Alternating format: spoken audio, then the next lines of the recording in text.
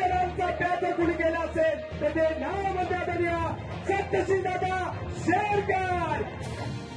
आणि तुम्ही या भावनांचं आगमन आणि केलं ते भावना दाखवून आल्या. या भावना या आपुलकीच्या या भावना आयुष्यभर जोडलेलं एकमेकांचं नातं आणि दिलेले शब्द कळणारा नेता कोण असेल ते नाव म्हणजे आदरणीय बाबूभाऊ बोटे.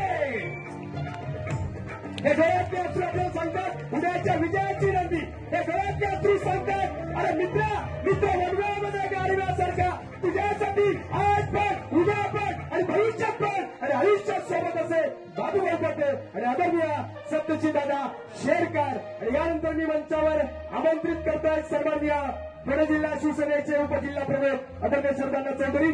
तत्पूर्वी साहेबांचं आगमन 20च मिनिटात व्यासपीठावरती होणार आहे. मुख्य व्यासपीठ बोलायला बाकी आहे. प्रत्येक वक्त्याला 2-2 मिनिटं असं